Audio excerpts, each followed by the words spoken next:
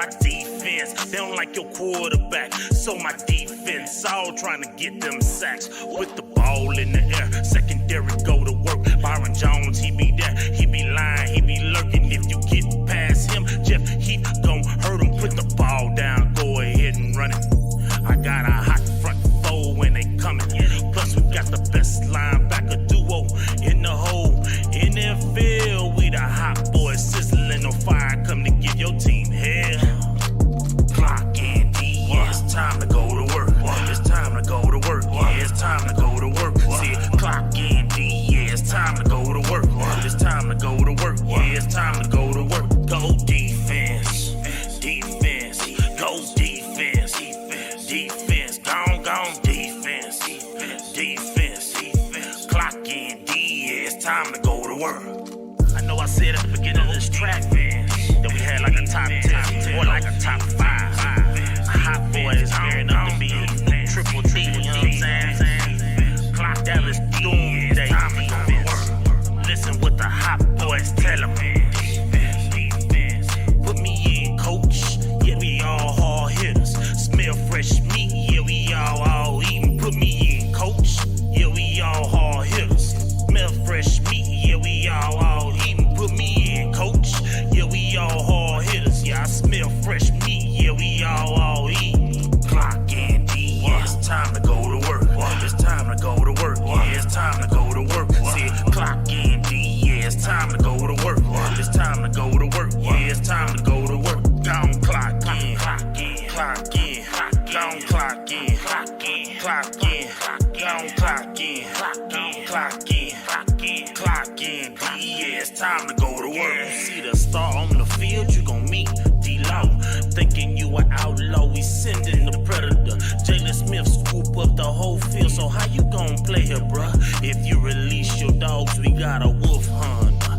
LVE tackling Dutchman coming. If you hungry and trying to eat like Zeke, we'll send in a taco to sweep you off your feet. Now you deep in the woods. Plus we got a couple Collins. They say time and pressure make diamonds. The hot boys shining. Clock in D. Yeah, it's time to go to work.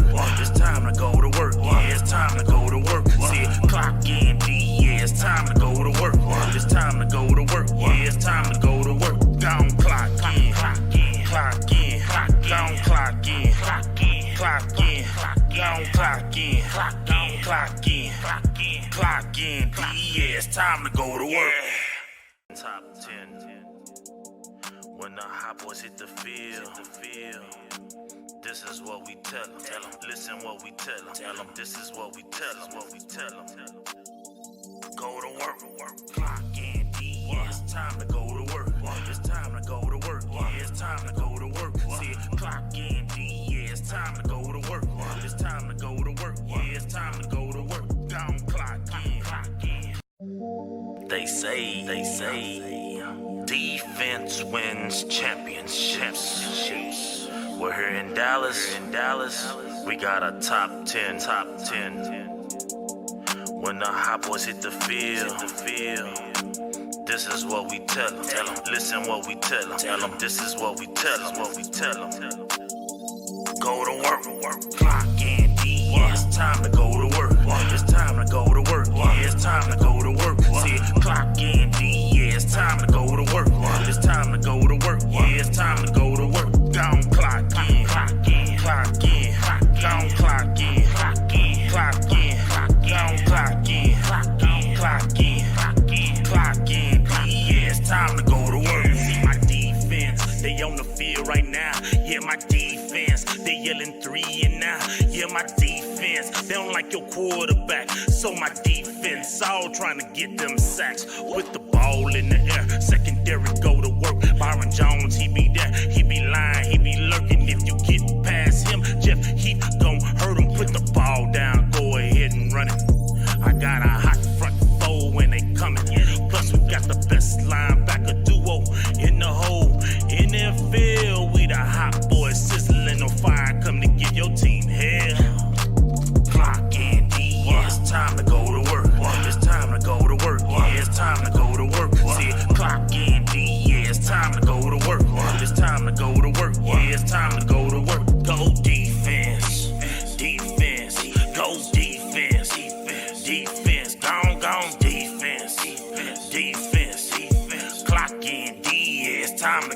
world. I know I said at the beginning of this track, man, that we had like a top 10 or like a top 5. Hot boys gearing up to be triple D, you know what I'm saying? Clock Dallas doomsday. Listen what the hot boys tell them. Put me in, coach. Yeah, we all hard hitters. Smell fresh meat. Yeah, we all eating. Put me in, coach. Yeah, we all hard hitters. Smell fresh meat. Yeah, we all eating. Put me in, coach. Yeah, we all hard hitters. Yeah, I smell fresh meat. Yeah, we all eating. Clock in, D. Yeah, it's time to go to work.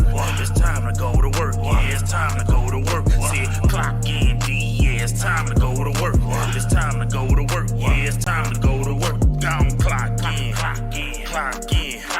The 2019 Dallas Cowboys season is only a few months from kicking off, but this year, let's do things a little different. Instead of just watching games at home or just going to a game, let's actually experience our Dallas Cowboys, just like West Coast does.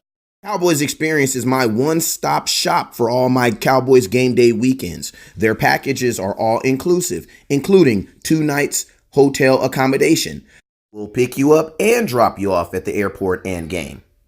Want to hang out and get autographs from current and former Cowboy greats like Drew Pearson? If you're ready to experience the Dallas Cowboys like no other, make sure you inbox West Coast or go to cowboysexperience.com today. The 2019 Dallas Cowboys season is... What's up with you guys? It is your boy West Coast, and we are live in the building, man. How are you guys doing today? Let's get on to this cowboy bondage, this good old cowboy talk, man. You already know if I'm live in the building, man, you know I'm gonna have my cowboy cousin, Boss Cowboy. If I'm on a show, you already know I'm gonna be live in the building with my cowboy cousin. So what's up with you, man? Hey, what's going on, man? How you doing, West Coast? How are you, brethren? I'm doing good, brethren. How are you doing today, brethren? Great. I'm doing excellent. Good job, brother, Boss Cowboy. How are you doing? Okay, let's say let's say what's up to the rest of our brothers and sisters in the comment box. Leah, how you doing? Rob Jarman, how you doing? Richie, how you doing? Jacob, how you doing? Fred Price, what up, Scout? Joseph, what up with you, man? Joseph, whoa, you officially got the hardest last name on the feed. Shout out to you. Jacob, what up with you? Keith Howard, what up with you, man? Tony Peasy, what up with you, man? I kicked it with you earlier today. Curtis Lee, what up with you, man? Jose, what's up with you, man? Let's go over here to YouTube, because you know YouTube, that's like my new favorite platform. Peter, what up with you? Hey, man, Peter, man, I'm going to call you the scout with the, he got them Infinity Stone profile pictures, because he told me how old he really is, and I really thought Thanos snapped him, man. I was like, bro, there's no way you can be that old and look that young in the pictures, but, you know, I guess he got that juice to keep him young. So, Peter, what up with you? Dwayne, what up with you? Vato, what up with you, man? Brandon, what's up with you? Ronaldo, what up with you? Douglas, what's up with you? Oh, that's Scout Douglas. I apologize. Richard Evans, what's up with you, man? Hey, I'm gonna tell you guys today. YouTube we'll be giving YouTube the priority. So if you're looking to get your questions answered, make sure you go over there to YouTube. And I had something I was gonna give away. Oh, I do. Here we go. God dang it. Here we go. So we got a book we're going to be giving away today. All you got to do is share. But we want you guys to share that YouTube today. So this is what you're going to need to do. There's 2 things you're going to have to do to get this book today. And this book is coming from Cowboys Experience. So shout out to Uncle Barry for holding us down on the book, man. This is the only authorized copy of it's called Running with History. And there's only 2 things you got to do. You got to go to West Coast's YouTube, and that is Dallas Cowboy Scouting. Hit the subscribe button, leave a comment. That's it. Then you got to go to Boss Cowboy Twitter. What's that, Boss Cowboy Twitter? Yeah, that's Boss Cowboy Sports at Cowboy Boss. All right, it's a little long, but we're going to put it in the comment box. Hey, and I wanted to give also a quick shout out to somebody, man. Well, hold on, before you know what I mean, let me finish this up. But yeah, make sure you do those 2 things. Go over to YouTube, leave a comment on the YouTube page. That's Dallas Cowboy Scouting. It's very simple. Then go to Twitter and then hit that subscribe button on Boss Cowboy Sports. /Cowboy. Once you type in the Boss Cowboy Sports, it should actually come up on the because I looked it up earlier today. So once you type in Boss Cowboy Sports, it should come up. It should come right up under. So you should be fine. So hey, but go ahead. I think you said you wanted. So hey, remember, go to YouTube, type a comment. That's all. Go to YouTube, go type a comment, hit the subscribe button. Go to Twitter. I'm gonna leave this right here because somebody's gonna win it, and I'm gonna send it to you. All right, Boss Cowboy. You said you saw somebody in the comments box you want to say what's up to or shout out to. Nah, not yet. I'm gonna say what's up to them, but a priority guy that I actually missed. Everybody's a priority, man. Nah, this guy's more a priority. I'm gonna say you why. This guy named Staten Baylor. Okay, Staten Baylor. When I went out to meet Tank Saturday, right? So just a quick little shout out. Tank autographed the high balls had for me. You know, so this is the last time y'all gonna see it on my head. I'm just gonna be in somewhere in plated glass. But I'm gonna tell you about how much love we have in the Cowboy family. I didn't know this guy. We sitting in line. I'm one of the first ones getting ready to get Tank autograph. And you know, I already had the stuff ready for him to sign. And then the guy said, "Hey man, you want a poster?" And I said, "Hey man, I don't have no cash on me." I said, "I just got a card." And he said, "I tell you what, I'm gonna just give it to you." So this guy gave me this, West Coast. I appreciate you, big dog. He gave it to me. Now I told him I was gonna kick him a shout out because actually he gets autographs for his business. So he has plenty of autographs. Is anybody interested in Dallas Cowboy autographs? He has plenty. I promised him I was gonna do it because I say, man, you looked out for me. Obviously, you giving me a real quality poster like that to add to my autograph collection.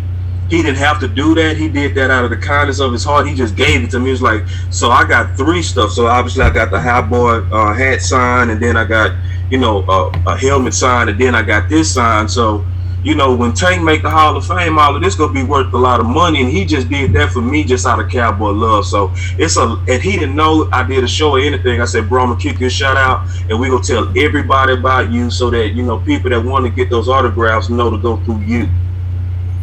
Absolutely. Staten Baylor, STANTON Baylor. Thank you, brother, and I appreciate it, man. You made history for me. Hey, so shout out Mr. Butler, man. If you up in there, man, I appreciate you, man.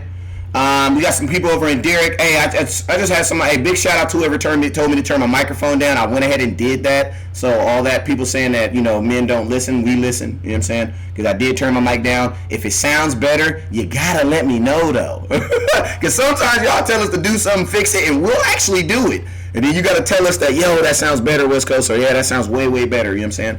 So yeah, So yeah, it sounds like we coming in better. So yo, man, let's just go ahead and get into what we came to talk about. We only got about an hour and 15 minutes to really get this thing popping today. So I don't want to waste too much of y'all time. You guys already know, man. This first subject of the day, this first interaction of the day is going to be brought to you by Gridiron Hard. Classic, man. The Gridiron Hard All-Star Classic, man. If you think that your child has what it takes to make it to the next level, that 3rd grade to 8th grade level of football, this is what helmets and shoulder pads mean. If you think your child has what it takes, make sure you go to the Gridiron Hard All-Star website and make sure you fill out that information, get your child involved, and when they ask you who sent them, let them know West Coast sent them. So yo, man, we had kind of like some breaking news today. Ezekiel Elliott had us. Well, we kind of gave you guys all the information yesterday. We let you guys know that Ezekiel Elliott was going to be going to New York to see Roger Goodell, and he was going to be speaking. Roger Goodell was going to be speaking with him regarding his incident that happened a couple months ago in Las Vegas. Now, after that meeting, Ezekiel Elliott did release a statement, and I want to go ahead and read that statement. As you guys know, I did a video on it earlier. I did about 8,000 views on that video on the onset. So I appreciate you guys for supporting that video and everybody who watched it and shared it. So since you guys already kind of know where I kind of sat on it, because I was on for 45 minutes, I'm gonna read this right here, and then I'm gonna ask Boss Cowboy what are his thoughts, and then I will respond to his response. You know what I'm saying? So this coming from and remember, this is brought to you by our friends over at Gridiron Hard All-Star Classic. So shout out to them. And I'll make sure, got you. So let me go ahead and read this real quick. Let me switch this up real quick. All right, so earlier today, I met with the commissioner. This is from Ezekiel Elliott. This is from his Twitter page. This is his statement. It says, earlier today, I met with the commissioner to share with him what occurred in Las Vegas and what I have learned from that incident. I've worked hard to make better decisions and to live up to the high standards that are expected of me. I failed to do that here and made a poor decision. I apologized to Cal Johnson at the time, and I meant it.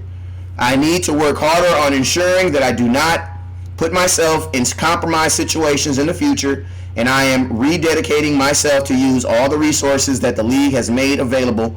But in the end, it is up to me, and I am determined not to be in this position again. Zeke. So, reading that, Boss Cowboy, man, what are your thoughts on that, bro? What were your thoughts when you first read that? Well, good job, Zeke. I mean, it wasn't too loud, was it? No, but let me run that back because I need to practice this. So let me read this. Let me run that back. You know what I'm saying? So that was from Zeke. That was officially from Zeke. So Boss Cowboy, independent writer, contributor at the Landry Hat in NFL Blitz. What is your thoughts on that? What did you say? Weezy said, if you're going to say it right. And Weezy F, baby. Don't forget the F. Yeah, man. I worked hard for that. Easy, baby. But my first initial response was good job, Zeke, because we didn't know what kind of position or tone he was going to take. It's smart of him because he basically leaked the tone he did take. It was a humble tone. Yep. Sometimes whether you mean it or not, you gotta apologize. Those of us that are in relationships understand that. And that's not saying men, that's saying women too. Women don't do it as much though, let's just be real. We watched the film here. The ones who got good relationships do. I know, I'm in a good one, but I'm just saying. And the ones who got the healthy relationship, they own it. Now the ones that are toxic, nah, they not doing it. And then boss, and let's just say, and sometimes when they apologize, they don't even say the actual words. They'll make you your favorite meal or rub your little feet or something, you know what I'm saying? But I'm just saying, that's what the film say. But you know what? I take that. You know what I mean? If this is like, Boss Cowboy said, I'll take it. I ain't tripping. But go ahead, boss. Lord have mercy. You just do whatever you do. But sometimes you have to do that. Like, sometimes you can be right, but you want to move on, which is generally the tone you take when you're trying to be the mature person, right? You just take the tone and say, you know what? I'm sorry.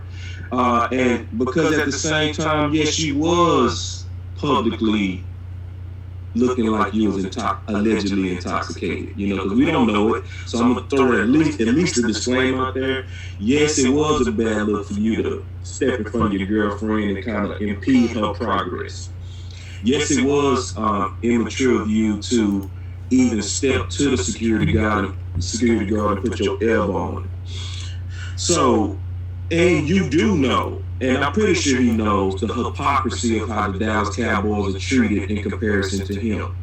But knowing that he's a Dallas Cowboy and knowing what he means to the team, knowing that he wants this to go away as fast as possible, sometimes you got to go to Goodell and say, I was super wrong. I'm the worst example I can be. You guys gave me all the resources to succeed, and I failed them. And going forward, I'm going to use those resources because at the end of the day, it's on me to protect the shield, not on Kraft, not on Hill with his kid, not on what's going on right now with Hunt when he was in the bar accident. None of that. It's all on me and the Dallas Cowboys to uphold the legacy and beauty and honor of the shield. And you just got to eat it, kiss the ring, and go back home.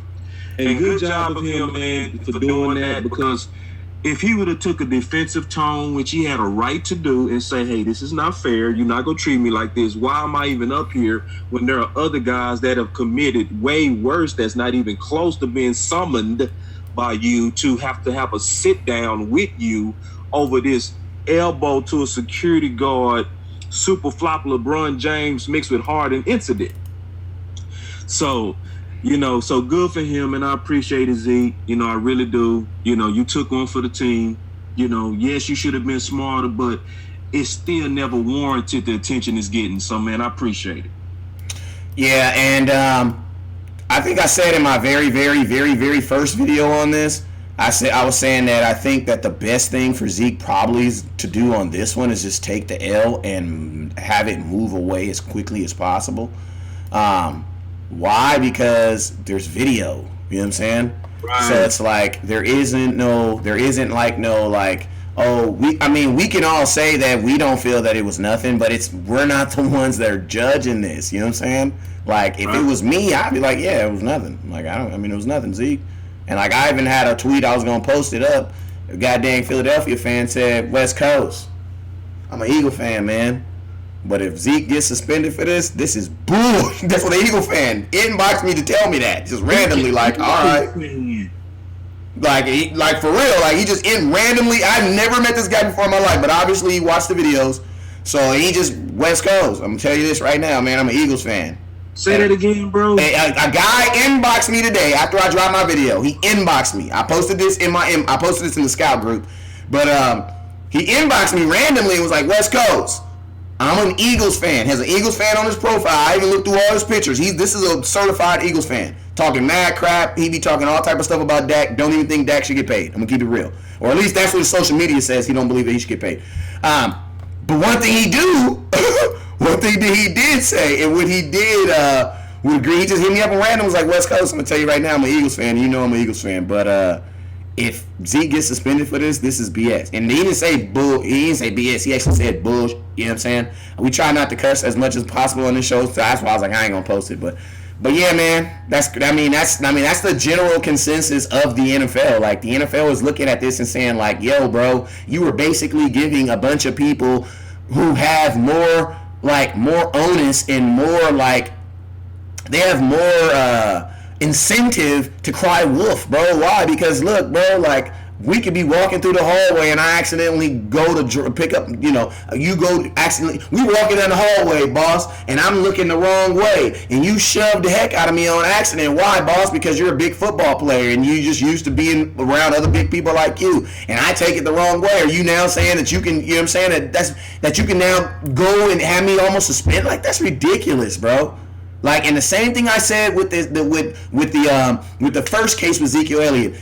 Roger Goodell, you are literally introducing blackmail into the NFL, because it's like people are, it's like, folks, what's gonna happen is you're gonna have more situations, and every time they make a law, they're thinking about the worst case scenario. That's what they're thinking about. Like when they made the pass interference law, they were thinking about, what if something like this so dramatic happens again? But realistically, that's not how it works. It's usually one-off situations. So it's like you took a rule and a personal conduct that's supposed to be applied to everything and put it on this one-off situation. And if you take this situation outside of the fact that what happened 2 years ago, bro, there's no way we're even thinking about a suspension. We're not even thinking about that. We're thinking about a fine at worst. At worst. You know what I'm saying? And then let me tell you something that's also kind of crazy to me is, think about this. And I'm not snitching because this is on my own team. But Tyrone Crawford had a situation before Zeke. How do we know? How did Zeke get pushed in front of Tyrone Crawford? I just want to know. Because we haven't heard nothing on Tyrone Crawford. And I love me some Tyrone Crawford. And I'm going to be honest with you, that dude probably had it coming. You know what I'm saying? That's my official statement on it. You know what I'm saying? And I'm not going to change that. But I want to know, how did Zeke leapfrog Tyrone Crawford?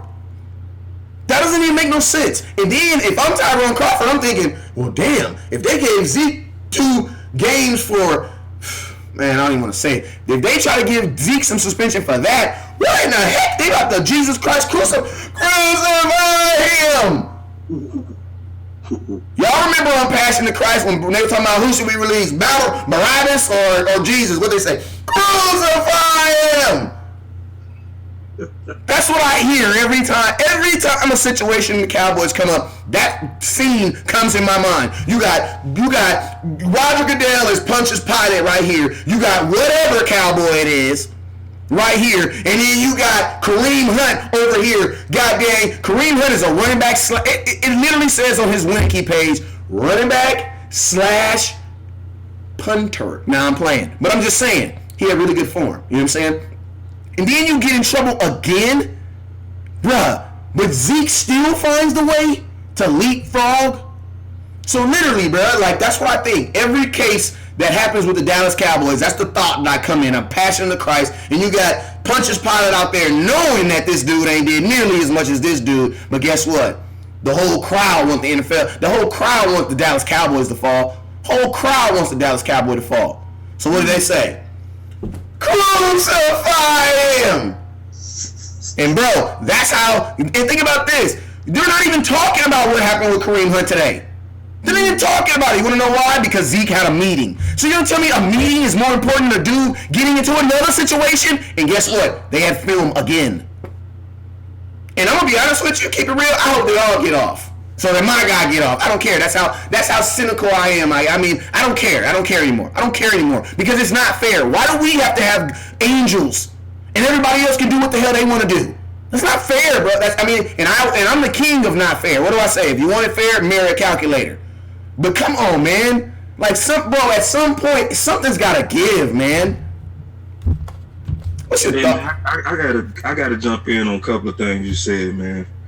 First of all, you know, the Jesus analogy is kind of funny when I was laughing at it. And I'm not laughing at you. I'm laughing at it's some reality in what you said. Because I actually. Go ahead.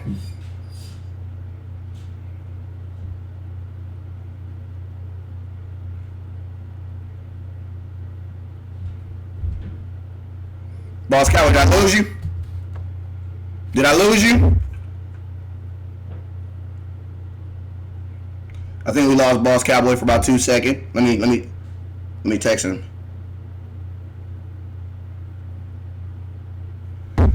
So I just texted him and let him know we ain't got no sound on his part. So yeah, I apologize for that. I think his sound may have crapped out for a minute, man. He got Roger Goodell over there riding that thing, man. You got Roger Goodell running your soundboard, man. Come on, bruh. Come on, man. You got Roger Goodell running your soundboard. But yeah, man, I just like, and that's just my opinion of things, man. It's like when things happen with the Dallas Cowboys, man, and I don't know, maybe this is just the downfall of being a Cowboy fan, man. Maybe this is just the thing that comes with the territory of being a Cowboy fan. But at the end of the day, it's not right. You know what I'm saying? And my thing is this: when does some of that preferential treatment get swung on our side? You know what I'm saying? Everybody trips when it's not fair on them, but nobody trips when it's, you know what I'm saying, when it's on the other side. Like, it's funny how the New England Patriots was talking all that crap. They was on the pick four, fire Goodell. But as soon as the Goodell comes back and he doesn't give their owner no punishment, they all real quiet now, though. You know what I'm saying? So it's like, when do we get some referential? When do we get our get back? When do we get our, hey bro, my bad bro, we can't, I can't make up for that situation, but I can make up for this one. When do we get that situation? When do we get that back? What up with you, Boss Cowboy? Let me hear something, man. Y'all hear me now, man? Yeah, we can hear you, man. I texted you and told him how they good. Go ahead. Hey man, no, that was Goodell, man. Goodell. I told you. I told him. That's what I told him. I said, Roger Goodell over there hating like a mug, man, running the soundboard. I told you. Yeah, man, that was Goodell, man. You know it was. Go ahead, man. You ain't got to tell him. Go ahead. But now, listen, I was trying to say something to what you said with the scriptures, man, when you said crucify. Like, you know, that's a real funny analogy. But it's some truth to it. Like, some people might call it blasphemous, but it's not blasphemous, because one of the things that happened in the scriptures is that Pontius Pilate, he actually played the crowd to the point to where he said, watch this. Because he didn't want to be responsible. Because he knew he was an innocent man. So, but that also shows you that politics was happening even then, and it was about playing to the crowd, right? And so he basically played them to put the blame on the people for the crucifixion of Jesus, even though he was the one that amped the crowd up. If anybody studied the story, Yeah. So and then after he amped them up, knowing he could control them, he then turns to say, his blood is not on my hands. You know, so you ask the question, why does Zeke skip Crawford? It's so he can play the crowd. Now, one thing that it gives me hope for is because we was more doom and gloom yesterday, but today we should be kind of more optimistic because Zeke put a little bit of pressure on the league showing that he owned it, right? Which makes a whole lot of people like the Philly guy go around and say, you know what? Which is like shocking to me. I'm just like, when Philly says, you know what, man, this ain't right.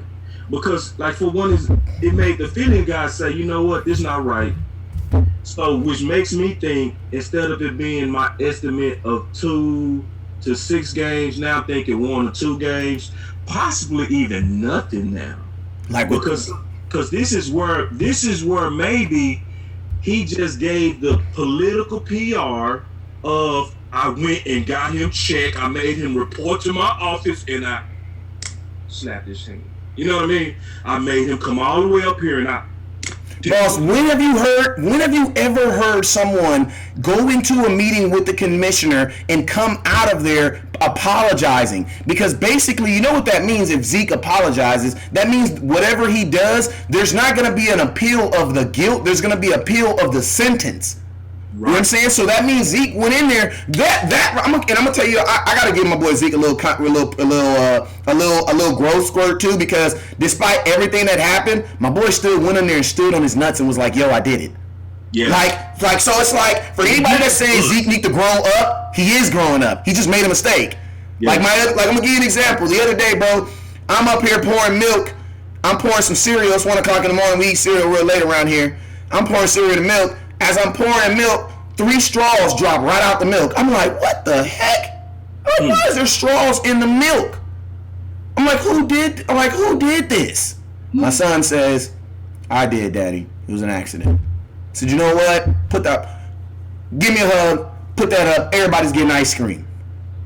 You know what I'm saying? Why? Because that let me know you learned your lesson. It's not about the milk, it's not about the straw, it's about did you learn from what you did. He did. So that right there lets me know that there is some growth that's happening with Zeke. But y'all got to remember, like I told someone, yo, you're in a league where 76% of the people in the league are under the age of 25. If you put that many people, that many men with testosterone in a room, there's always going to be a situation, because at the end of the day, these are still kids. Period. Yep. And then, especially when you make them rich as well. Thank you. So another thing, too, that I think helped us is the CPA that's looming. That's the thing that helped us. Is the CBA is around the corner. And we said this yesterday. Like, how can you want something, Goodell, and do dirty business with the guy you're getting ready to ask a favor for? Because you want, Goodell, 18 games. This would be a real bad time to piss off one of the most influential owners in the NFL. So I think to a degree that also helped us, where this could literally lead to nothing. Like nothing. Now, if Zeke took a defensive tone, oh yeah, this would have been bad. Something. Yeah, this would have been bad. But the fact that he put out publicly, I went in there and I owned it. I manned up about it. I ate all the humble pie and I drank some cold milk with it. And he low key apologized to the kid in the statement, because he says in the statement, I apologized to him and I meant it. So he didn't apologize. He just reiterated. So yes. It's like this, Boss Cowboy. What's to a parent? What's more important, the punishment or the fact of me knowing that you learned your lesson? You get it now. Which is more important? Oh, learning all day. Thank you. Because if the punishment's more important, you're going to continue to punish him all the time. You're just going to be whooping his butt all day. Boop, boop, boop. I'm sorry, y'all. We whoop butts in California. Yeah, me too. We say, yeah, me in Oak Cliff, they whoop butts in the cliff. Huh? Oh, man. I mean, now I'm not going to beat him, but my son, they going to get punished. But let me say something real quick. We're down to take the 6 games. That's what we said. You know what I'm saying? Yeah, we off 6 games. Now it's more like 1-2. Yeah. But there's one thing that's also important too. I want us to start taking the tone of the of our organization, because a lot of us are Pontius Pilate when it comes to our own. Whenever somebody's time to get paid, whenever somebody gets in trouble, we take a tone of wanting them to be like they're 40. Are you preaching right now? Are you preaching right now, boss? I think you're preaching right now. Go ahead. If I can get an amen, I'll finish. Amen, brother. Amen. Why is that, boss? Why is it when a player, your favorite player, it comes to a contract, why does they instantly, and it seems to happen to everybody, they turn D-Law into a bad guy, they turn Dak into a bad guy. I mean, Dak is currently a bad guy. Why? Because he wants to get paid. Zeke is a bad guy. Byron Jones has been a bad guy. Like, why? Tony Romo was a bad guy when he was trying to get paid. I remember DeMarcus Ware.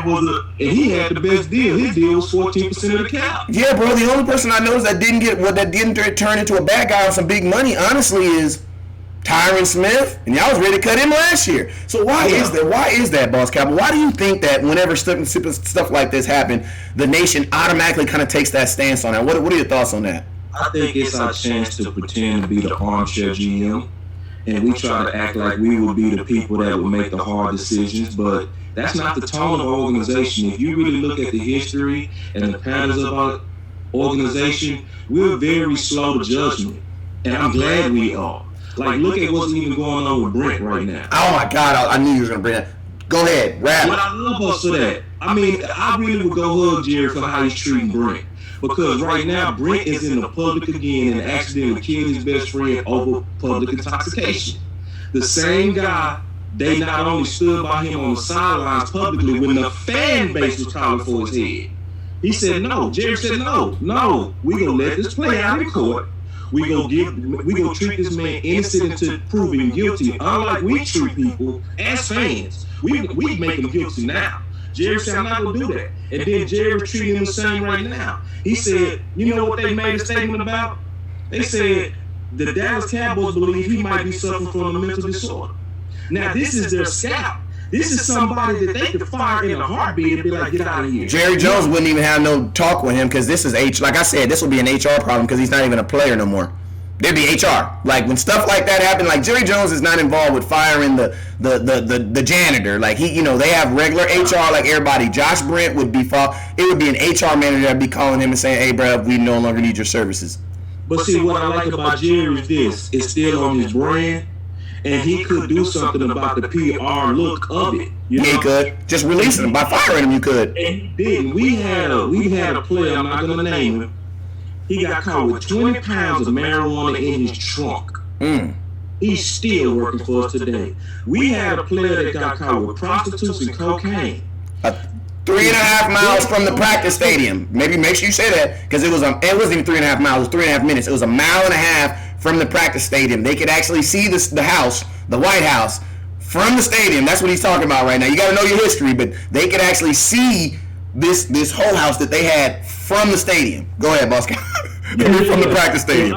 For safety, because I'm writing now, so I'm gonna say allegedly on all of this. So put the allegedly in front of all. But we all know allegedly all this stuff happened, and Jerry helped one of the guys get into the Hall of Fame. So. And I like Kerry says Nate Newton. Kerry says Nate Newton and Michael Irvin. Hey, Kerry, is you snitching? He said we weren't gonna say no names. Is you snitching? But see, this is one thing Jerry knows, and it's obvious from the way that he treats his guys. Jerry knows he imperfect himself.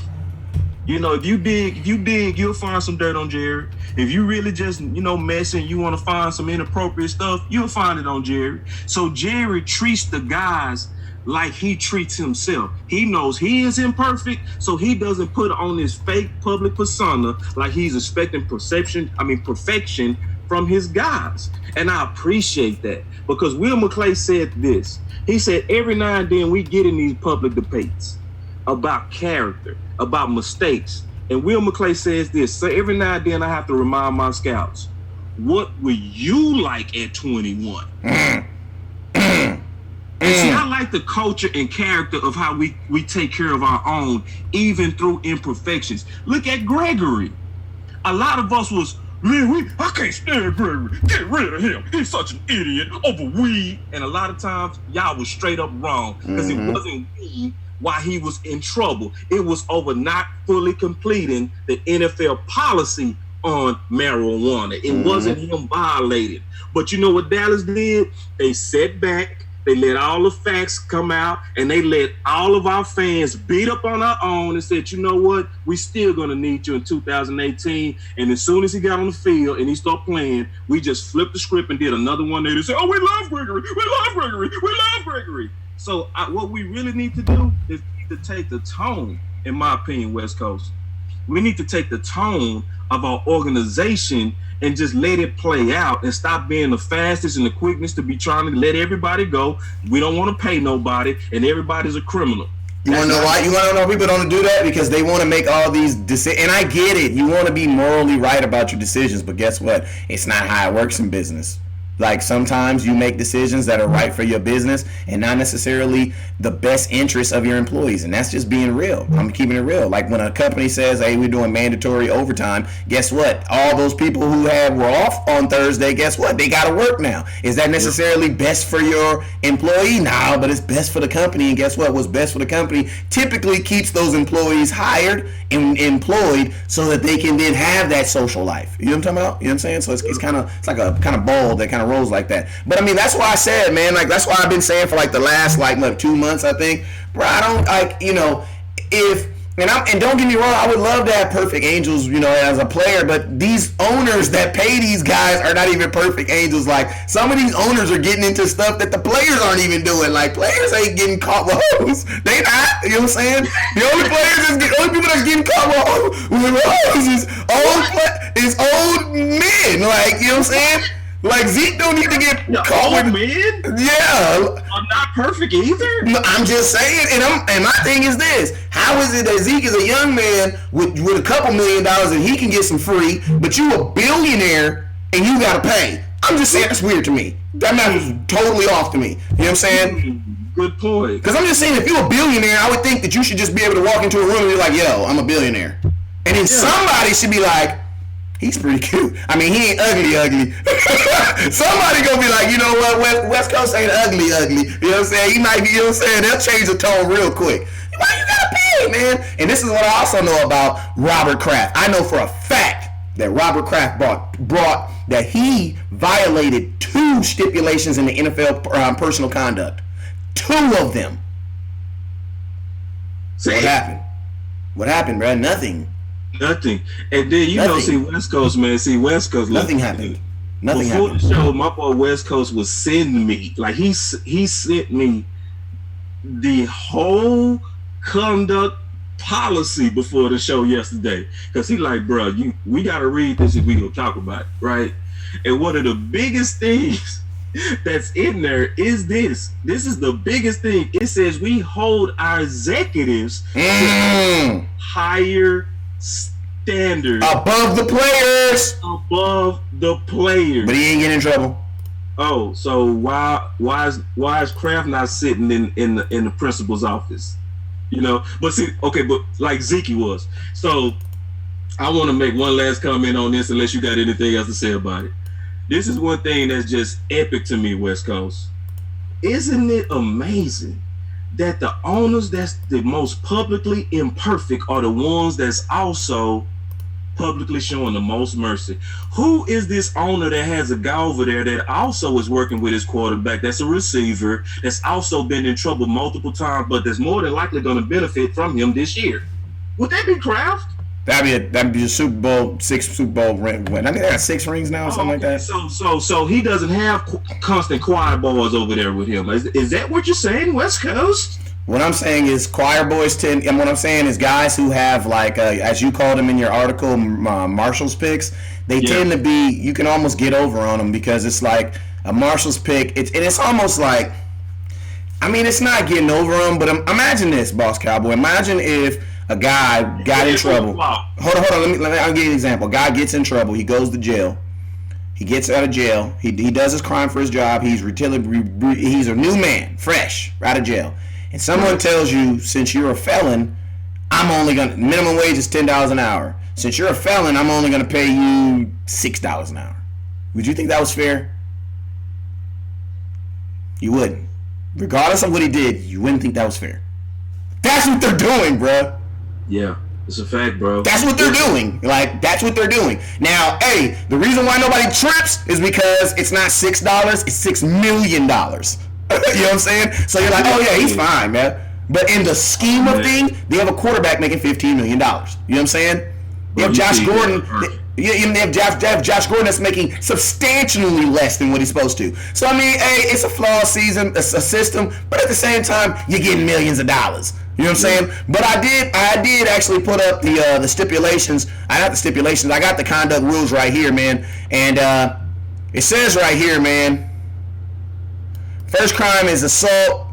It says actual threatening. It says right here. It says. Let me put up there. It says expectations and standards of conduct. It is not enough simply to avoid being found guilty of a crime. So basically what they said is, yeah, we know some of y'all was guilty back in the day, but y'all paid the girl not to come to the court, or y'all paid the witness to just disappear. You know what I'm saying? That's what they said. Okay, so it's not enough simply to avoid being not found guilty of a crime. We are held to a higher standard and must conduct ourselves in a way that is responsible and promotes values of the NFL and is lawful. So not only do you have to be lawful in your behavior has to then promote values that the NFL deems approvable. So think about this. You could just it could be like, I'm kind of having a hard time coming up with an example, but basically if you're doing something, say you want to be a rapper, and the NFL said, what you're rapping about does not lead to the NFL's higher standard, technically you can get in trouble for that. You know what I'm saying? Because it's very bland. It says players convicted of a crime or subject to a disposition of a crime proceeding as defined in this policy are subject to discipline. So that means if you are convicted, you for sure getting a suspension. There is no end ways about it. Period. If you get convicted of something, you're getting in trouble. I don't even see how that is like duh. You know what I'm saying? Whatever. It says my pastor always says, whenever there's a but in the Bible, you need to ask, but why is it there for? Because guess what? But even if the conduct does not result in criminal convictions, players found to have engaged in any of the following conduct will be subject to discipline.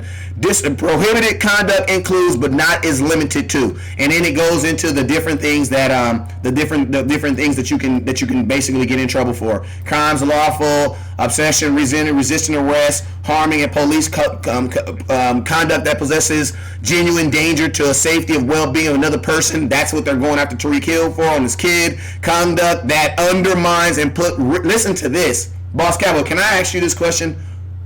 I'm gonna read this to you, then I'm gonna say, what in the hell does this mean? Final bullet point says conduct that undermines or put at risk the integrity of the NFL clubs, or NFL personnel. What is that?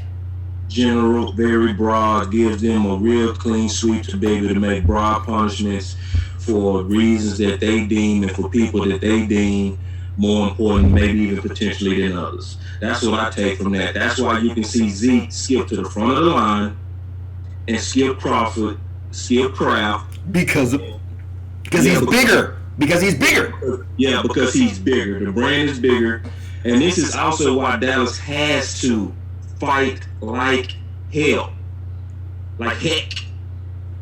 Like foot. Like fight.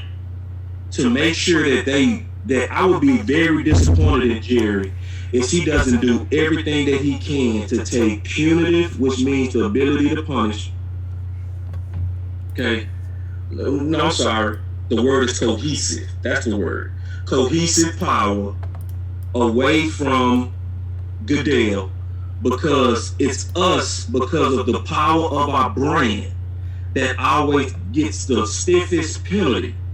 And that's going to always weigh heavier on our youngsters than other teams who also endure the same type of violations that we do.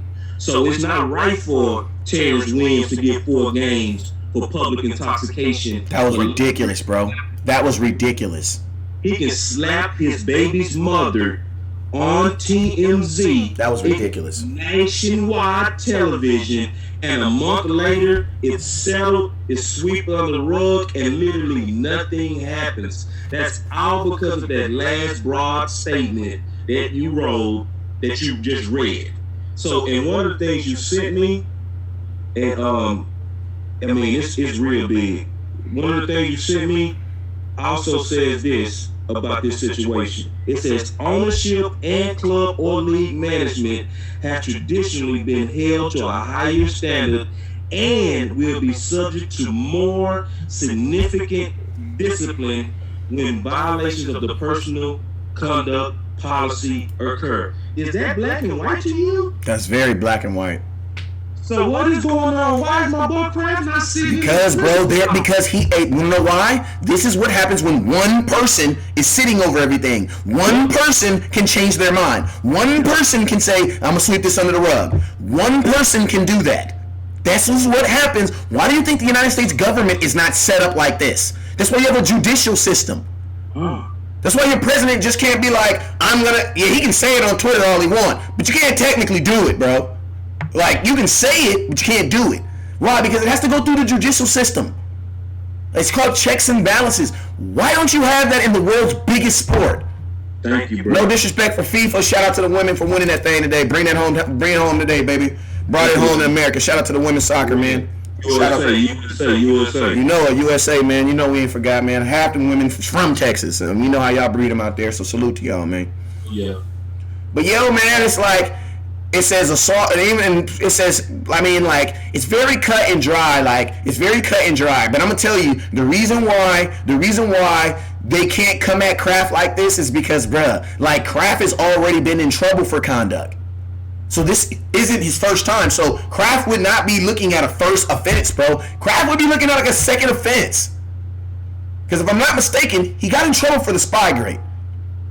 Yep, they took away draft choice. Yeah, so it's like, they did. So it's like, that would be his second offense. So bro, that's what I'm saying.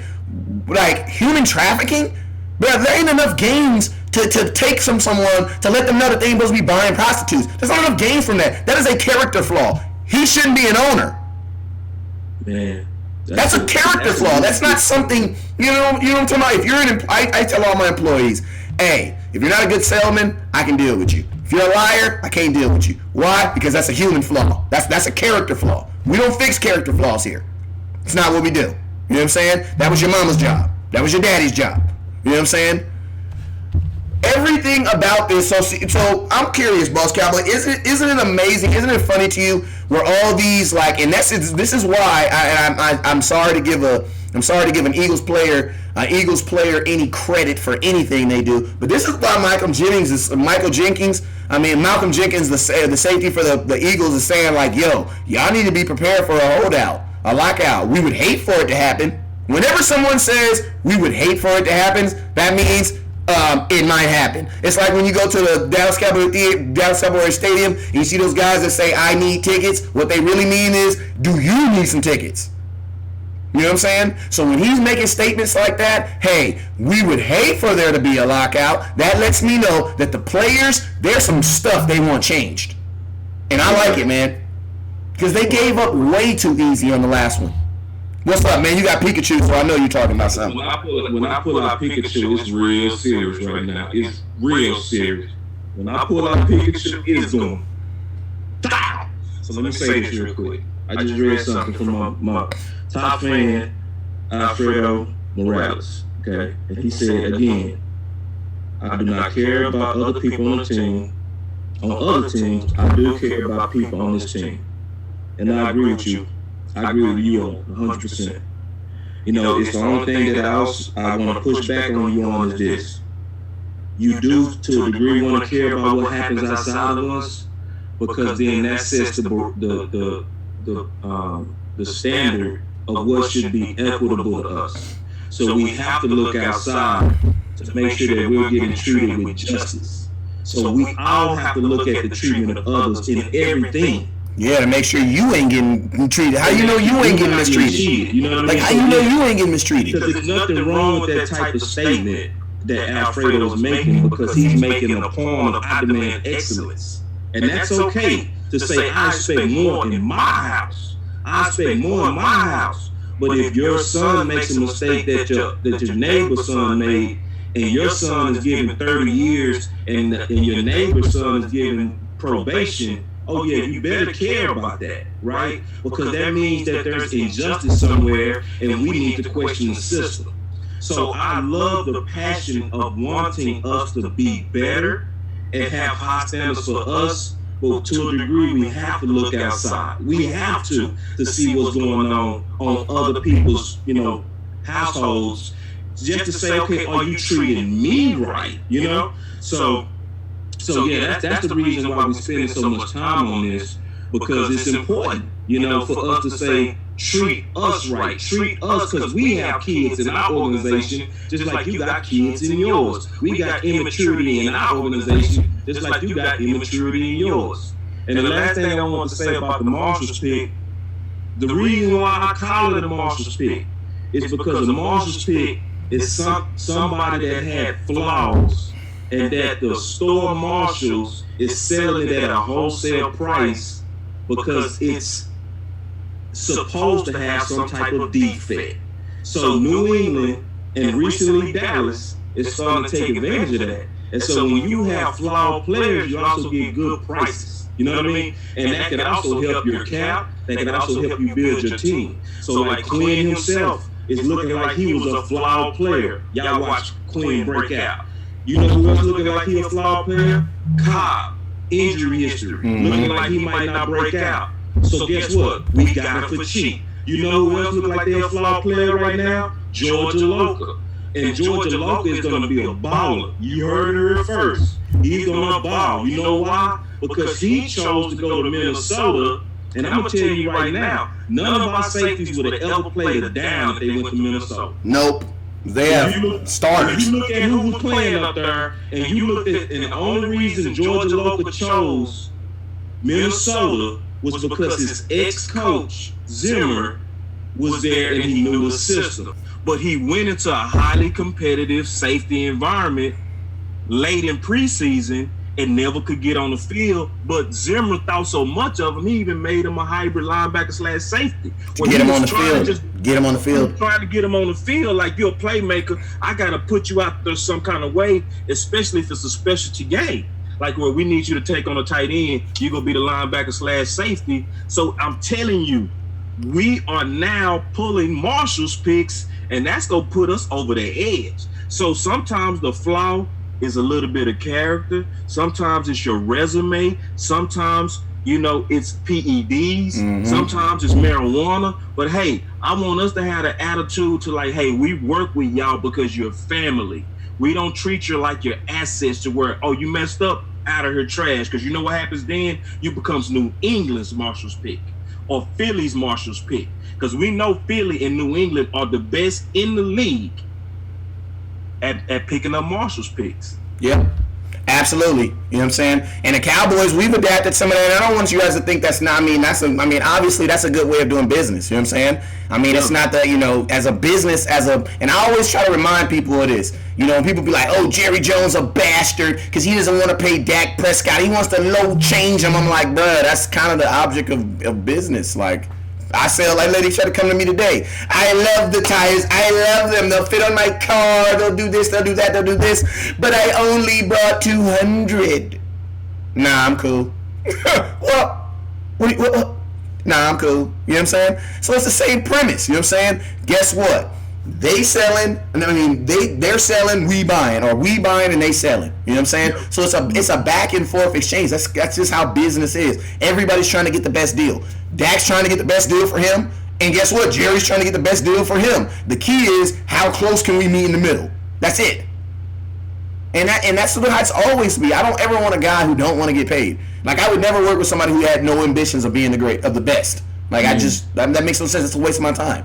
You know what I'm saying? That again, bro. That's you know what I'm saying? Like even if you just don't want to be the best, like I'm talking about like aspire to be, but like the new CBA, one thing it has to do, man, is there has to be a projectable like With some of these, like, if I come into my son's room and he didn't wrote his name in permanent marker all over this wall, my son can write down on a piece of paper what's about to happen next. Because I'm consistent in what I do. You know what I'm saying? My wife is consistent in what she does. You know what I'm saying? My oldest daughter, she's 15. She say some crazy stuff, because you know them daughters, and she light skinned, so they be swinging their neck all like this. She get her hair done. When my daughter get her hair done, she only turn her head like this. Look.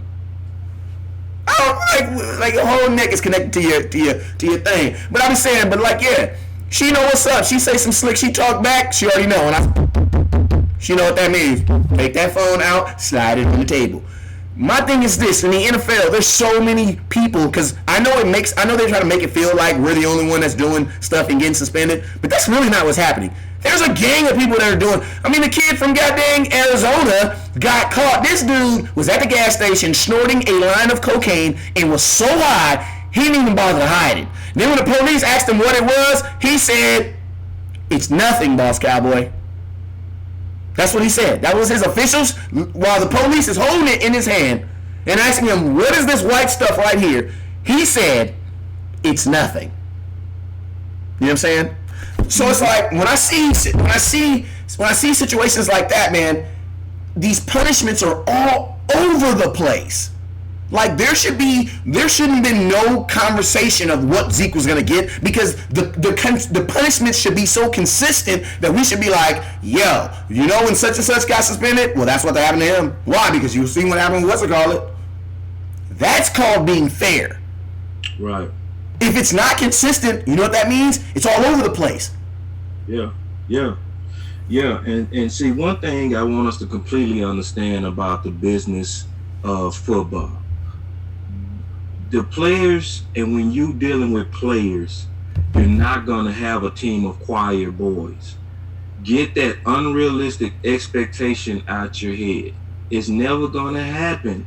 You dealing with a lot of times people on totally different levels of life, economic backgrounds, maturity, and then you know what else sometimes people don't bring up, West Coast? What up?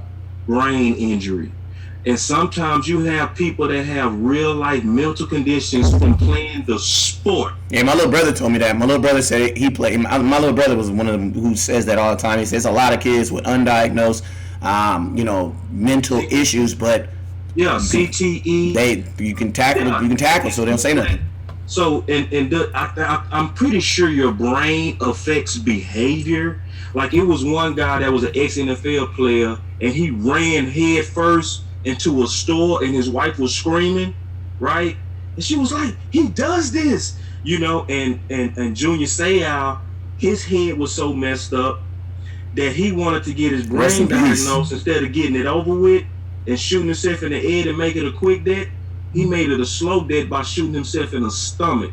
He chose to suffer pain so that the future could study his brain.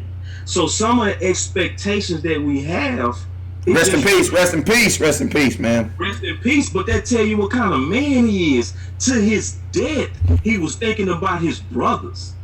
So even though his brain was having issues, he still had the love for his guys. So it's like you got to take into all the accounts of what it's really like to manage a group of imperfect men dealing in a violent game.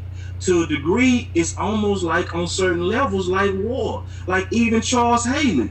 Charles Haley was let go from San Fran. And you know what they said? You too much. You too much. You were just too much. Because we lost the game, you broke glass and blood is everywhere. It's allegedly stories about him doing all kind of stuff that I'm not going to rename. But they said is enough is enough. But you know what Dallas did? They said, bring that mess over here. And guess what? He still didn't stop having issues with us. He even threw a helmet at Jerry Jones, the owner, for not signing Emmett. Threw a helmet. What kind of person throws a helmet at somebody that's writing the checks? Something is psychologically wrong with you. And guess That's what? True. Years later, he said, I finally got diagnosed and I was bipolar. And he now is an advocate for people with mental conditions. So let's take a pause sometime. And I'm still talking about Zeke. Let's take a pause sometime, just like our organization does, and let's just really look at the big picture sometimes, before we become so dogmatic and judgmental and wanting just all of them to be choir boys. Yeah, man, and I mean, it's only in the NFL because D'Angelo Russell got caught carrying on 2.5 grams of marijuana and a pipe. And this fool, let me tell you how dumb this dude was. This dude tries to hide it in an Arizona, one of those Arizona fake cans. You know the little cans that you put all the stuff in there, and it looks like a can. Well, anybody in their right mind would know that you can't take what on an airplane? You can't take drinks on an airplane, dummy. You know what I'm saying? So anything like that is going to get taken out of your bag anyway. You know what I'm saying? And why you couldn't just buy some weed wherever you was going? You know what I'm saying? But, long story, D'Angelo Russell got caught with weed by the police going onto an airplane, and that dude just got traded and got a contract for $114 million. So, it's only in the NFL, bro. It's only really happening in the NFL. Yeah. It's only really happening. You know what I mean? That's just real, bro. Like, it's only really happening in the NFL. NFL is just and I don't get it either, because it's like, if any sports needs to stop tripping on marijuana, it's the NFL, because that is the in my opinion, that is the one thing I think that could actually prolong some of these athletes, because that's less pills. Yep. That means you're gonna have your liver longer. You're gonna have your intestines longer. That means life after football. Because my thing is this, if a dude's ACL is messed up and you're just shooting him up with some Claritin and sending him out there, which Romo did a bunch of times, I did that one time in my life. And I'm going to tell you, that is the most painful thing I've ever done in my life, is get one of them Claritin shots, man. And I got that mess in the back of my knee, and oh my God, and it's about this long. Can you imagine doing that every week?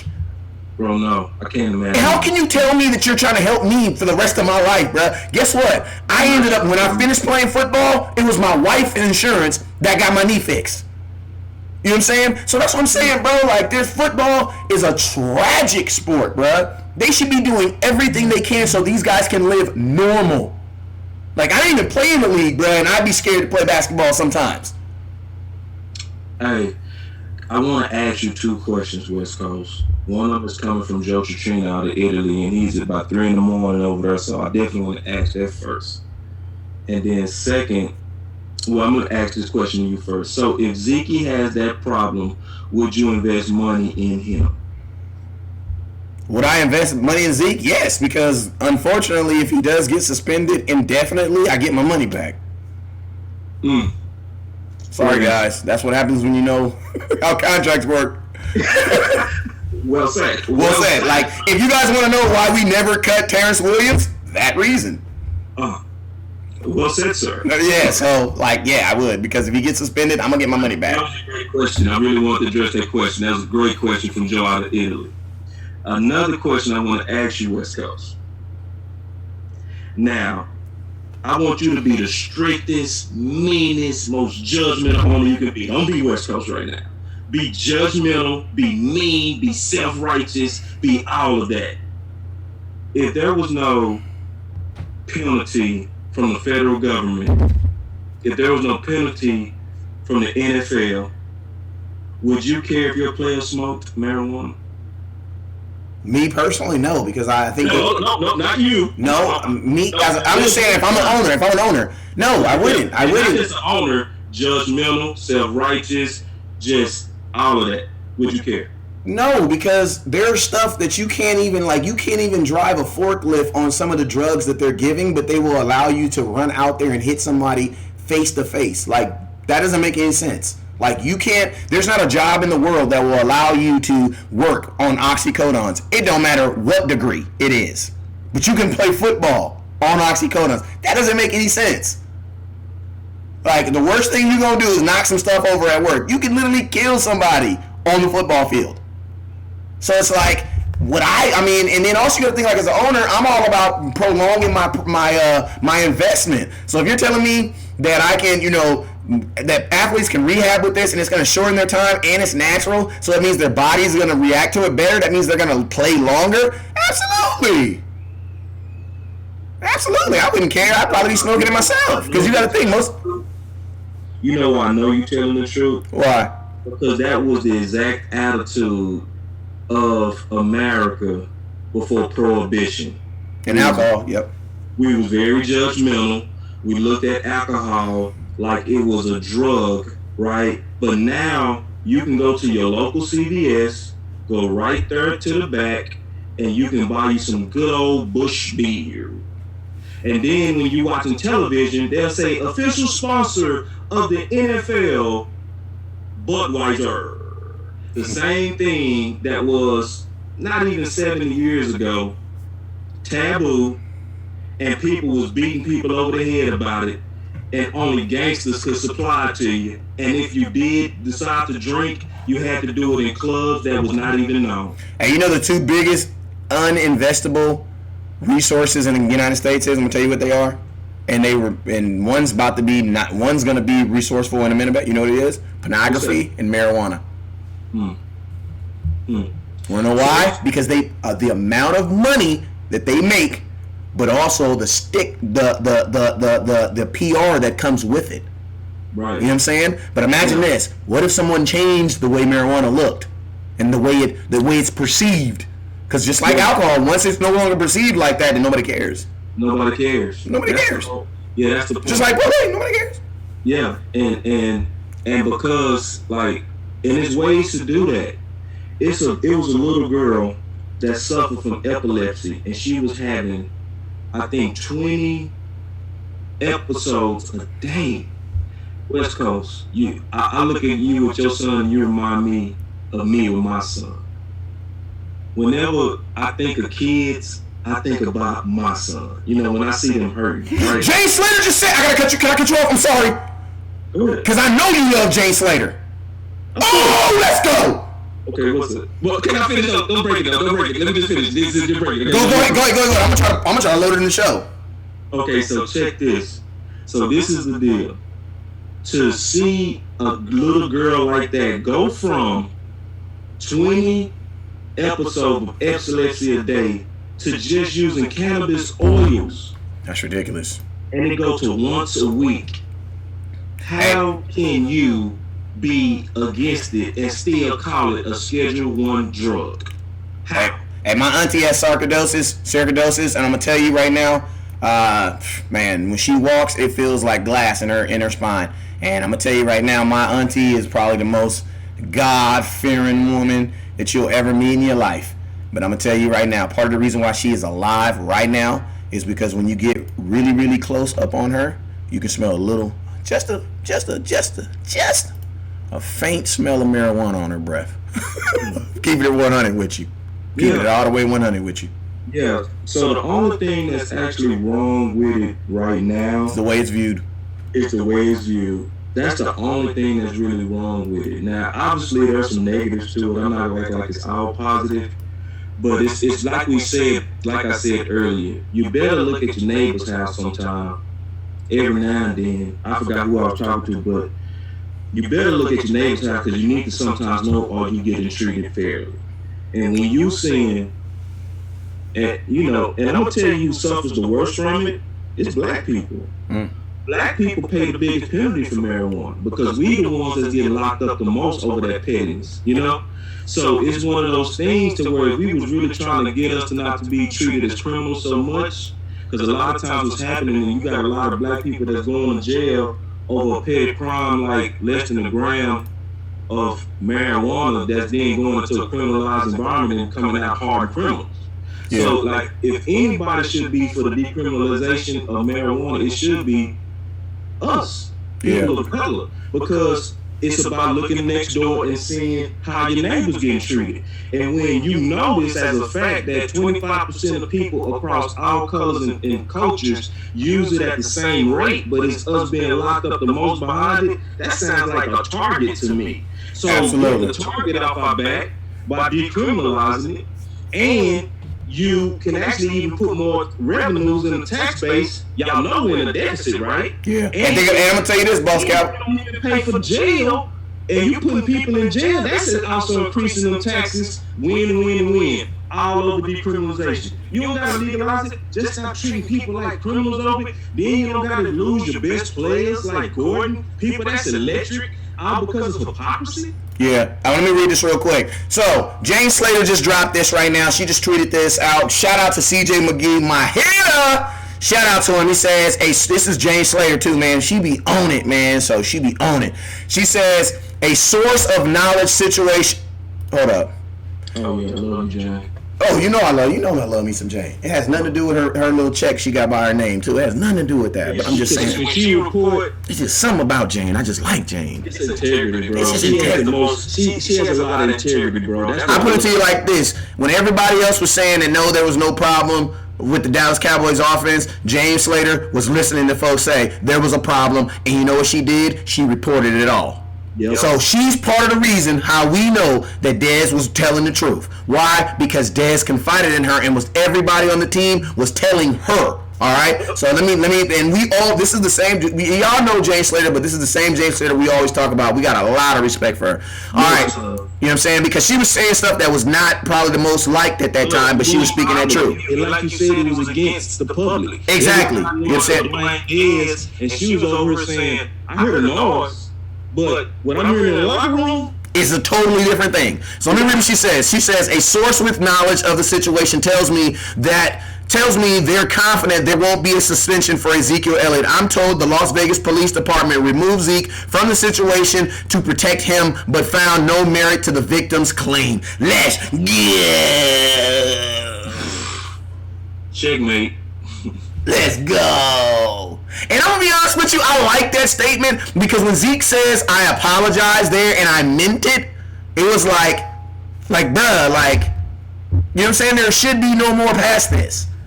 Checkmate. What's your thoughts, man? Give me your thoughts on this real quick, man. I mean, now it goes from no games. So like it's amazing what a day can do in the Dallas Cowboy news. Yesterday we was talking a year, 6 games. We talking a lot. Today we went from 1 to 2 to maybe none to now I'm going 95% nothing. The major reason now is especially because it's a lot of public pressure now. Yep. And everybody's looking at it like, bro, you can't suspend him for that. Yeah, like, bro, now that you got the police basically through Jane Slater coming out and basically saying we didn't support that. We saw that LeBron James flop and we wanted to just basically pull him to de-escalate the situation, right? So that's a whole lot of public evidence now that Goodell would have to push against to punish Zeke. Yep. Now I'm not saying he won't, because I still giving him 5% chance to be Goodell, right? But at the same time, that's immaculate news for us, and it's also perfect timing for the CBA.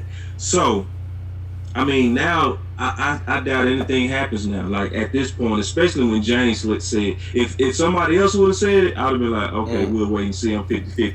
But when James said, oh, I'm 95. Yeah, and when she says she has a source with knowledge, that to me tells me that if like whatever that little fly that was in the room that they couldn't kill while they was talking, she talked to that one. That's who she talked to. Yeah, and see, Jane, she's one of the slowest to report. Now that's why I trust her. Like there are other people, they'll get a source and they'll run with it. Yeah, you got to trust. Like, hey, oh my God, Boss Cowboy, I'm gonna tell you something. That is man, that was key how you said that, because there be a lot of stuff that people send me that I don't put out. Mm-hmm. Yeah. You know what I'm saying? I witnessed it, West Coast. I saw something that was sent to you that you sent to me that we was both holding like. We could be the first to put this out, but. I saw we sitting there like, nah, we'll wait. If this true, it's gonna come out on its own. I'm telling you firsthand, I saw my boy West Coast wait on something that was sent to him that looked like almost Exhibit A, but it ended up being Exhibit Z. Mm-hmm. You know what I mean? Exhibit G. It was false evidence, but it looked real when you see it. You know. And we were sitting there, and he sent to me like, "Boss, look," and I said, "Oh my God," you know. I ain't even say what it is. But now that's why I trust Jane. Now she could be wrong too. She could be wrong. We both know that. But it's like I weigh different sources differently. Yeah. When you got a track record of being slow to speak, but when you speak, you're dead on. That lets me know that you value being accurate more than you being first, and I can rock with that. And I used to say this all the time. I don't do breaking news, we do accurate news. So somebody will always have it first. You want to know why? Because I don't work for the Dallas Cowboys. So someone will always have it first before I do. You know what I'm saying? But that's not why you guys are here. That's not why you follow Boss Cowboy Sport. That's not why you follow Dallas Cowboy Scouting. Because we rarely do breaking news. Why? Because we don't play for the Cowboys. You know what I'm saying? We don't work for them.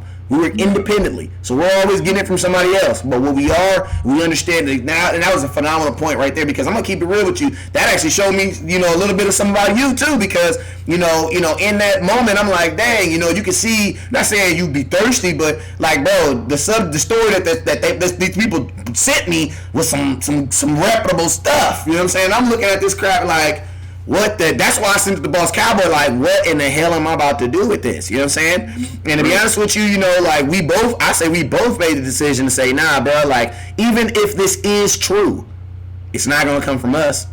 Not first. It's not going to come from us. You know what I'm saying? Even if it is true, because guess what? It's not, I don't want to be first to tell you something. I don't want to be first for that. That's not what I'm in this business for. I'm in this business to kind of explain to you guys what happens next. You know what I'm saying? So if somebody goes to somewhere and does some crazy stuff, I may not be the first person to tell you, oh my God, such and such was in a bar doing some crazy stuff. But I will be the first to tell you, hey man, I didn't look at the roster, and I'm going to tell you all right now, this is what we're going to do. You know what I'm saying? Because it's not, who cares if you're the first to tell it? Tell me how we get past this. Mm-hmm. That's what you should be looking for. When I look for the news, that's why I don't have cable no more. Because, bro, I stopped watching the news because I don't care about what happened right now. Tell me last week what happened, and then tell me what you're doing right now to fix it. You know what I'm saying? Like, what are you doing to change this situation? You know what I'm saying? And that's what me and Boss Cowboy, we try to focus our time on spending our time on trying to figure out what the hell Jerry Jones is going to do about this. But I'm going to keep it real, yo. I said on my video earlier, the way Zeke and Boss Cowboy basically he did allude to it. He basically said it. But I mean, the way Zeke handled this lets me know the gravity of this of this punishment, or if there even is a punishment, because whatever it is that happened, Zeke walked out of his office, the commissioner's office, in agreement with him.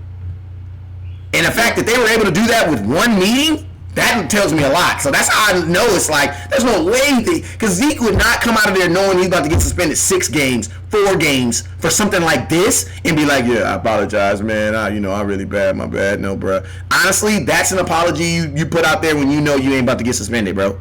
And there's nothing bad about it, because at the same time, in that apology, it still kind of felt like Zeke was saying, in this situation, I don't believe nothing really happened, but in situations in general, I need to be better at making sure I stay away from situations like this in general.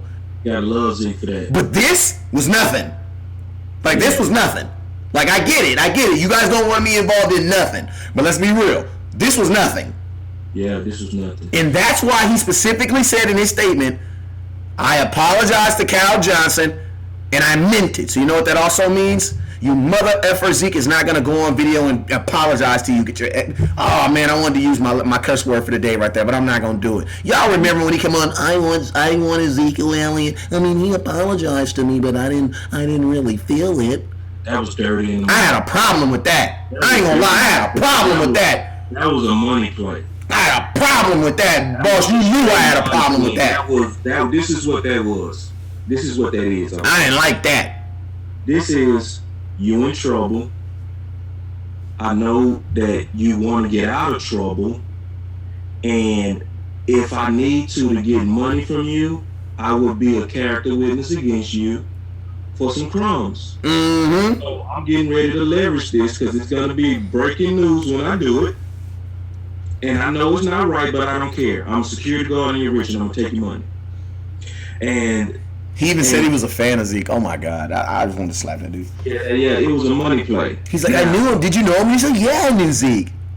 Oh God, stop. You did? I'm just saying, you mean, you did, yeah, you knew? So you knew what you were doing. That's what you're saying. You knew what you were doing. So basically, you knew what you were doing. Because you could have just helped him. Yeah. But you knew what you were doing. Okay. I just want to make sure we're on the same page. Yeah, Because that's what he said. And then he tried to soften what he said. He said, hey tough guy, like he made it sound like he was innocent. No, he was taunting Zeke. Exactly. He was taunting Zeke, and Zeke fell for the cheese. And see, I ran into the security guy. He said, yeah, he's just a big tough guy. That's all he is, Jay. George said to his friend, I said, don't worry about Zeke. He's just a big tough guy. He's just how do you think that was taken at 3 o'clock in the morning? And he didn't say it like that. He said it like, you're nothing. And then, you sit in front of your girl looking cute and sexy, and then your pride well up, and you want to kind of show you tough. Big dumb move, Zeke. They got you. Now, I talked to one of the Cowboys security guys. I ain't obviously say who it is. Never will say who it is. But I was talking to him, and he was like, man, and we were saying that's the best tape that's the best film you'll ever have in your life. Because you can tell somebody you're a target, but that film, that should be in the Cowboys' vault for the next 200 years. Somebody fall and boss, can I ask you a question? Sure. Am I the only one, or did it not feel like someone was following him? Oh my God, it was so stalkish. It was so Stan. Like when I say Stan, I'm talking about Eminem, the song Stan, where I'm your number one fan. I'm your number one fan. Hey, how dare you not talk to me? It's weird, man. They were recording Zeke before he got into it with the security guard. So I don't give a damn. Nobody said they were already recording Zeke. I was out there to get, Tank. They saw an opportunity and they pounced on it. Instead of them trying to help and be a good Samaritan, they saw a come up. Yeah, that's what they saw. They're walking down Walmart. They see a wet spot and they see a wet thing in the middle of the dirt. You have 30 seconds to decide: is this my financial blessing, or do I go get Walmart and tell them to put a sign right here? You know what I'm talking about? That's what he had that moment. And bro, they were filming Zeke before he got into it. That's how they got to see him stand in front of his girlfriend. Yeah. Why were you even recording him? Oh, so he's on the drinks tonight.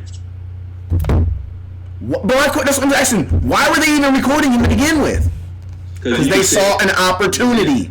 Because allegedly you could tell he was having some alcohol issues. And so when you see somebody that's kind of stumbling around and they're a millionaire that's playing for the Dallas Cowboys, get your camera out. Get your camera out and you just wait. And you pray. And you wait. And you pray. And you pray for a human moment. And when you get that human moment, you call TMZ. And you say, okay, you're going to make about $30 million off of this because, y'all always milking the Dallas Cowboys. I just want $2 million. Yep, it's in my phone. It's secure. You can't hack me. No. And then you call him tough guy just to make sure that human comes out just a little bit. Because remember, he's intoxicated, so technically he's not even himself right now. Yeah, it's the game. And see, but that nothing event really shows how big of a target we are. Like, it's one thing to hear it, because you'll hear it as a player, right? You'll hear it, and you'll think, I'm gonna go to the strip club anyway. I'm gonna be okay. Hey, I'm turning up, cause hey, I just got paid, having fun, turning up. But it's about 10,000 people around you that's not as fortunate as you, that don't walk in those ivory doors like you. They don't get a big fat blue check every 2 weeks or whenever they get enumerated. They get paid on Wednesdays. They get paid every week. You get a check, and your check has Jerry's signature on it and it has a Cowboy star on it. It's only a few people living that life. So those people that's not living that life, they'll just be happy with crumbs off the table from that life. Yep. So you can just be wasteful. So it's a very, very good teaching tool that I know that all the players are going to be even better from this. So I'm glad that this is looking like it's winding up and kind of winding down. We still got to wait till the final verdict. But yet, even though we still can see now that it's trending and clearly trending to either nothing or very little. Or fine. Because because I'm going to say this, if the NFL believes, I'm going to tell you this too. If the NFL believes that this is true, that I was told that Las Vegas Police Department removed Zeke from the situation to protect him, I'm actually thinking that they should send Zeke maybe $600-700 to reimburse him for his flight. Because I'm petty. If you tell me that, I mean, that's what I'm thinking, because I'm seeing nothing. If you remove my client because he was at danger, bro, I need to go sue him. I need to go sue that security company for not doing a damn job. That's what I need to do. Because guess what, Boss Cowboy? That little situation cost me my extension this year. It might not have, but I'm sure gonna make a judge prove it didn't. And you know what I'm looking at this, man, lastly, man? People that's asking for Zeke to grow up, we actually watching him before our eyes. Yeah, he is growing up. Look how he handled it. He is growing up. That's the show, man. Like, we watching him before our eyes. We watching somebody learn from his mistakes right before our eyes. And, you know, it's a place in the scriptures that says, greet your adversary quickly while they're in the way, right? It's in Proverbs in the Bible. Say, agree with your adversary quickly. And that's the wisdom from Proverbs. I don't know if you knew that Zeke applied. While the deal is in the way, he didn't go up there and fight and say, this is not right. This is not right. He went up there and said, you know what? I was wrong. Yeah, and think about the last time. I mean, unfortunately, you know, into that new CBA, this is not the Goodell you want to fight with, because you're not fighting. You're not really fighting. He's just punching you back. Because, you know, because you can fight Goodell all you want and then be mad at him and try to sue him. And you know what he's going to do? He's going to threaten to take your team back. So you know what you do? You're going to take your lawsuit back. Oh, my bad. Did that actually happen? Yes, that happened. We're only talking about stuff that actually happened. Yes, that happened. Jerry Jones tried to sue the NFL over Roger Goodell's contract, and guess what they did? They threatening to take his team back. You know what Jerry Jones said? I ain't tripping.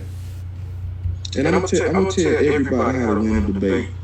I never lost a debate to West Coast in my life. Never. And I'm gonna tell you why I always win my debates. Every time. You know why? I want to know why. Goddamn. Because I admit when I'm wrong. I heard that. See, when you're wrong and you admit it, the West Coast make a good point, I look like a straight up fool if I'm trying to go back and forth with him and it's just obvious he's right. You know what I mean? So the way that you really win a debate is when somebody hits you with a real solid fact. Boom! A good example, Dak Prescott, 16%.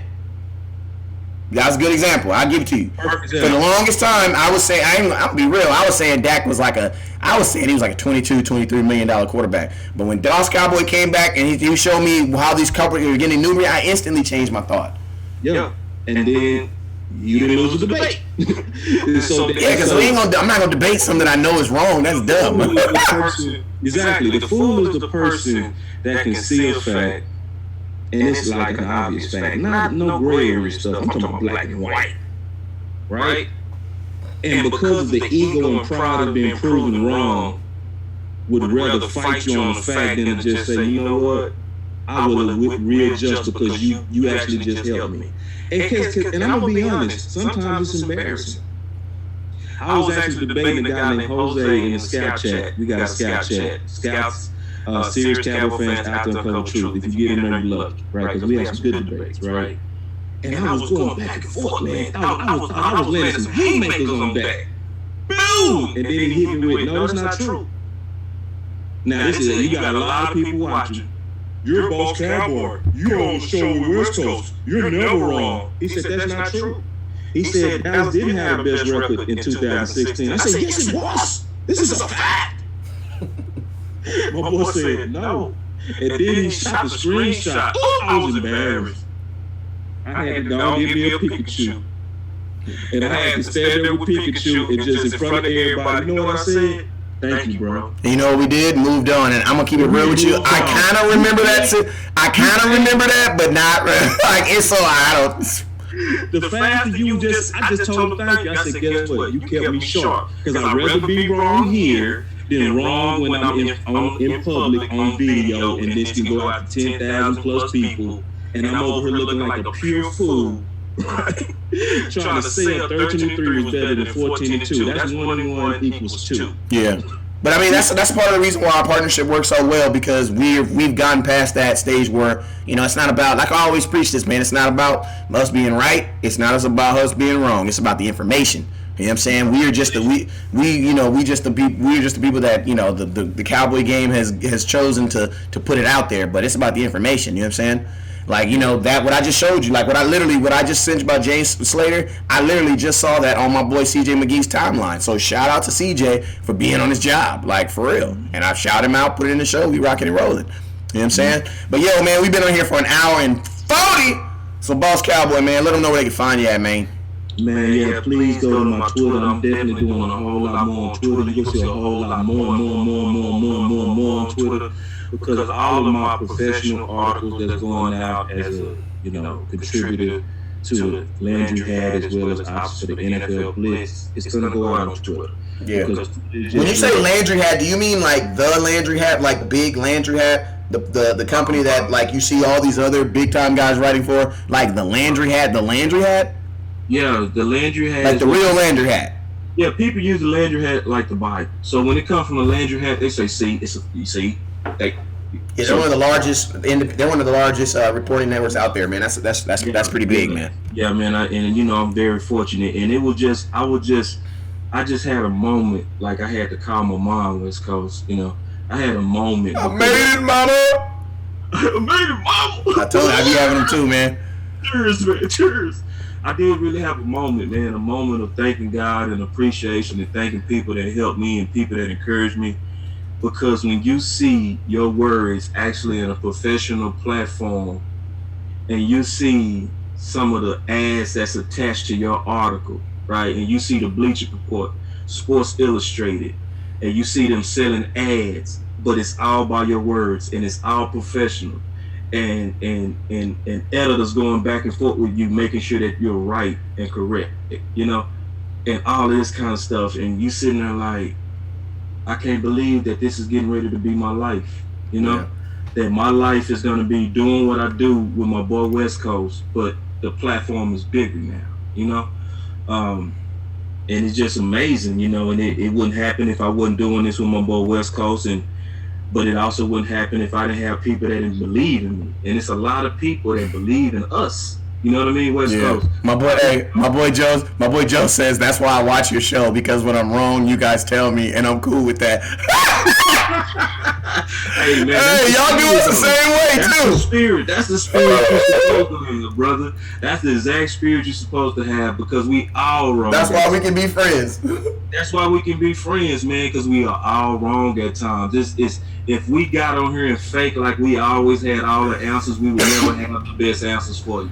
So a lot of times when we write here, it's because more than likely we was wrong wrong somewhere else. You know what I mean? Yeah. So, but yeah, man. So yeah, you can definitely find me. Definitely go to my Twitter, which is definitely at Boss Cowboy Sports. Drop it in the comment box right now. Drop it in the comment. I'm struggling to still say it, man. I'm gonna get better at it. Then obviously you can find me on Facebook at Boss Cowboy Sports, as well as on my YouTube. Don't go to my YouTube yet; it's not too fancy. But I'm starting to drop some stuff on there, because things that I'm actually starting to put in my Twitter handle is actually gonna be from videos that I downloaded from my Twitter page. So yeah, and so y'all be patient with me, right? Because I remember when I first started West Coast, he would say, where can they find you? I used to say at the Lucky TV. Hey, every time I ask you, I'll be thinking that you're gonna say it at least one more time. Old platforms. Yeah. I say, where can they find you, man? I'm like, oh, bro. You was at local Chuck E. Cheese for like goddamn a month. Yeah, I mean for about a month you can find at least a month. You was at Chuck E. Cheese. Yeah, man, you could call me, look me up on the yellow pages, and we would just laugh about it. But it also show you that we are both upgraded. West Coast is upgraded, your boy Boss Cowboy is upgraded, and we gonna take this as high as it go, all the way for the family, all the way for the Cowboy love, all the way for Cowboy information, because we truly are serious Cowboy fans out to uncover truth, and we gonna die that way. Yo, and I'm gonna tell you guys this, man.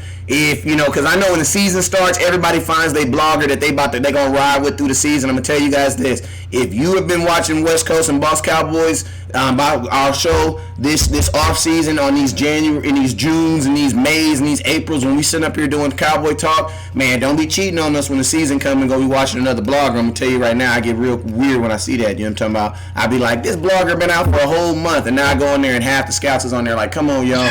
I'm just saying, man, like, come on. Just because they hit live don't mean it's live, baby. And I'm not hating on nobody.